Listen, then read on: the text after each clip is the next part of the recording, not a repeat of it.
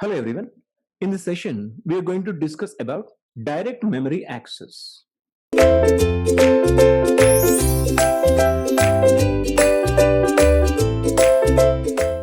In this session, let us discuss about the third mode of transfer, which is direct memory access. Till now, we discussed about two modes of transfers. One is programmed IO, and the second one is interrupt initiated, right? Interrupts. In programmed IO, let us recall that the CPU is watching the flags, right? There is an input flag, there is an output flag. If one of the flags are set, then CPU is going to execute one program, okay? Then the transfer will be made, which is called a programmed IO. But the problem is here, CPU watching the flags.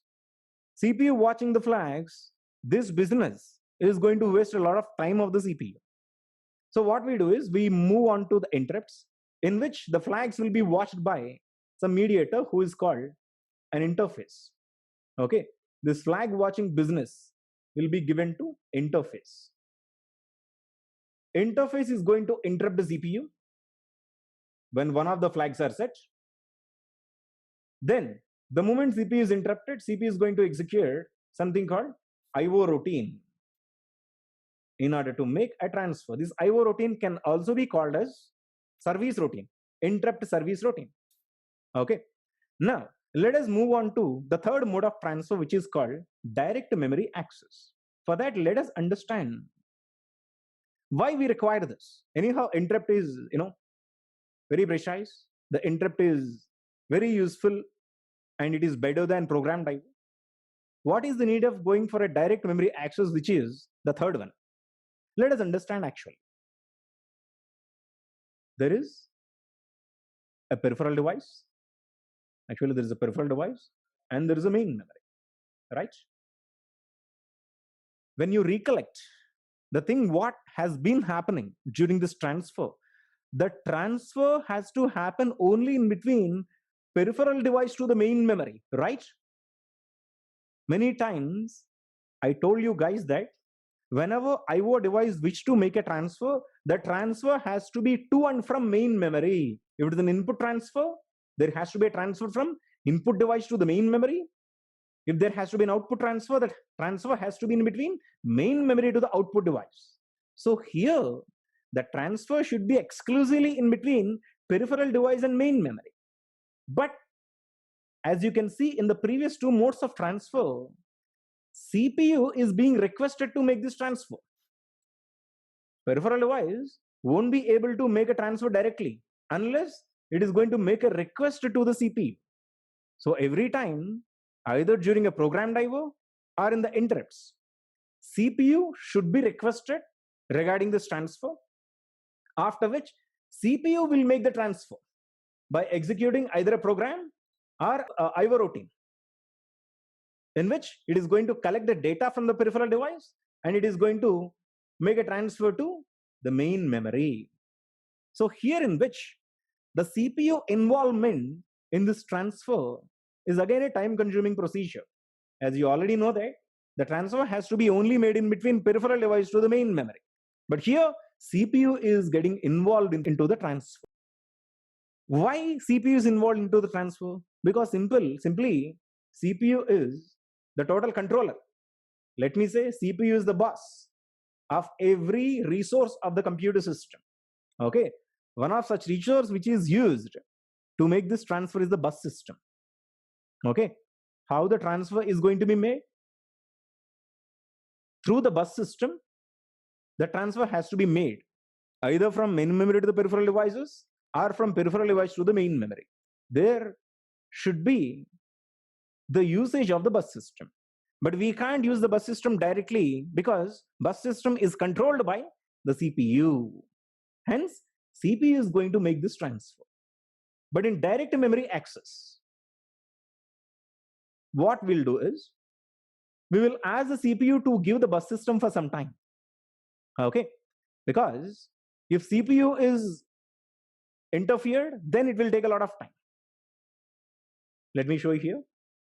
This is the CPU. It is a bus system in which I do have address bus, data bus, read and write. Address, data, these two can be collectively referred to as control line. I am dividing to give you a clear idea. Address bus, data bus, read and write. This is the bus system which is held by the CPU. CPU holds exclusive rights of the bus system because it is its own property. So what we do is, we will ask the CPU. For an example, there is an peripheral device. This peripheral device is going to make a request to the CPU. Mr. CPU, please release the buses. Okay. If you transfer, then it will take a lot of time.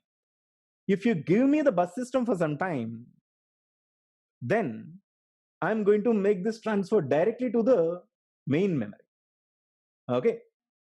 So here, after receiving such request from the peripheral device, CPU will release the bus system.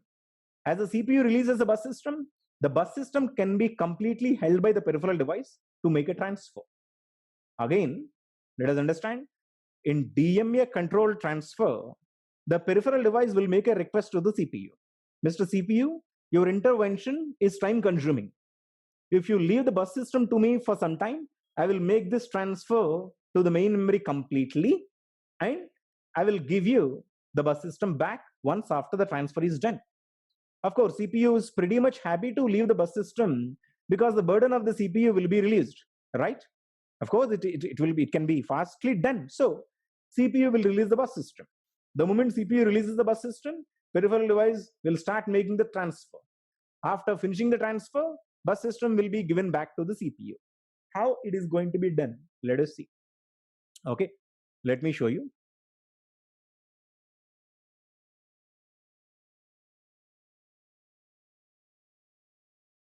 CPU, which is peripheral device, and one more is main memory. You know that the bus system is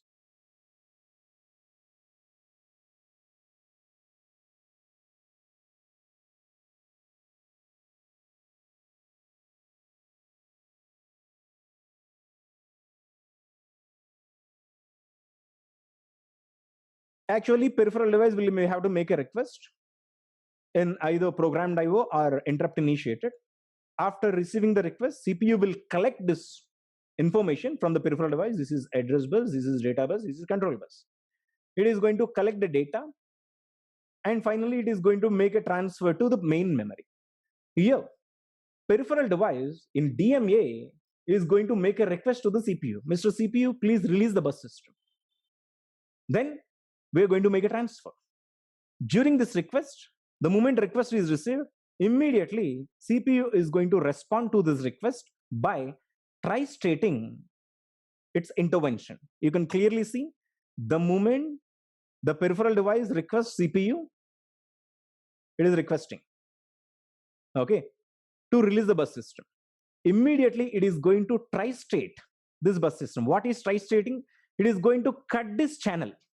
This channel will be cut. This channel, you can clearly see, it is from the CPU side, which is going to be cut and which will be barred by the CPU. Barred meaning nothing but these lines will be in the tri-state, no use state, which means that the CPU lines of the bus system will be in tri-state. Those will not be under usage. So if you can clearly see, there will be direct channel established in between peripheral device and the main memory. So it doesn't go this way. Rather, directly peripheral device will make a transfer to the main memory. Okay.